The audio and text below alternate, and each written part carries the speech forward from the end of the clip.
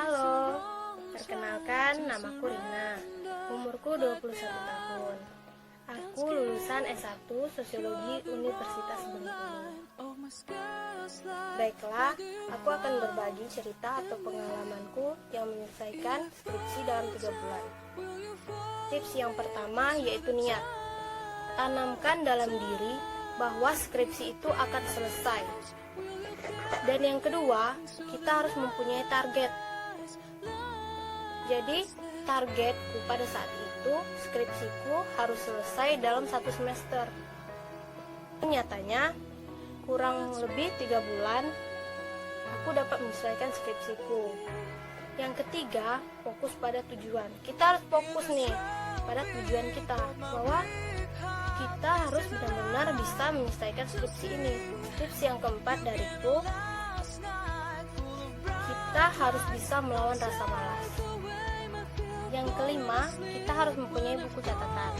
Nah, pada saat aku skripsiku itu, aku mempunyai catatan. Di buku ini, semuanya aku catat. Dari mulai bimbinganku pertama hingga bimbinganku yang terakhir. Bimbingan baik itu bimbingan bersama pembimbing utamaku maupun pembimbing pendampingku. Jadi, apapun yang dibicarakan oleh pembimbing pendampingku maupun pembimbing utamaku selalu aku catat di buku catatanku agar nantinya bisa aku baca kembali. Yang keenam, tidak mudah menyerah. Misalnya kita bimbingan nih, hari ini kita ke kampus, ternyata dosennya lagi pergi. Hari kedua nih, kita mau bimbingan, dosennya lagi sibuk. Hari ketiga nih, mau bimbingan, ternyata dosennya udah pulang. Kita nggak boleh nyerah tuh, besoknya kita harus datang lebih pagi lagi. Yang ketujuh, rajin.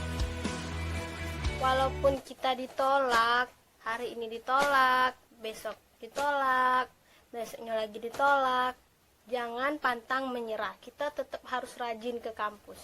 Walau hanya ke kampus itu lihat-lihat aja, lihat teman seminar ke kampus, hanya baca-baca di perpus ke kampus, baca skripsi orang ke kampus, lihat dosen ke kampus. Intinya kita harus ke kampus, karena kampus adalah informasi kita untuk kita dapat menyelesaikan skripsi kita dengan cepat.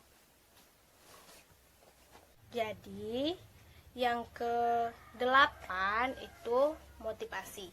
Kita harus mempunyai motivasi kenapa kita harus menyelesaikan pendidikan atau menyelesaikan skripsi kita ini dengan cepat. Kalau motivasiku pada saat itu, karena aku ingin lulus di usia muda.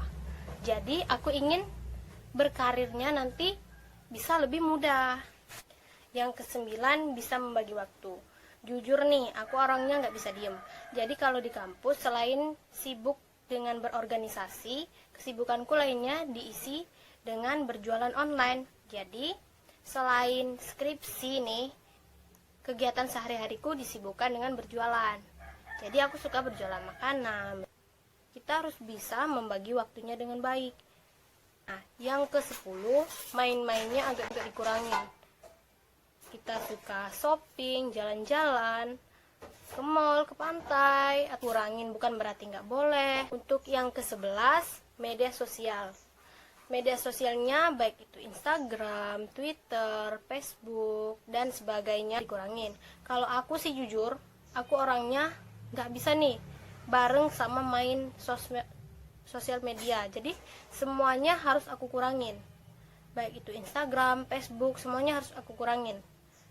Karena itu tadi, aku harus fokus. Nah, untuk tips yang ke-12, yaitu kita harus terbiasa sendiri dan mandiri. Kenapa aku bilang harus bisa sendiri dan mandiri? Karena gini, kita nggak harus nungguin teman kita dulu. Jujur, skripsi itu harus bisa sendiri.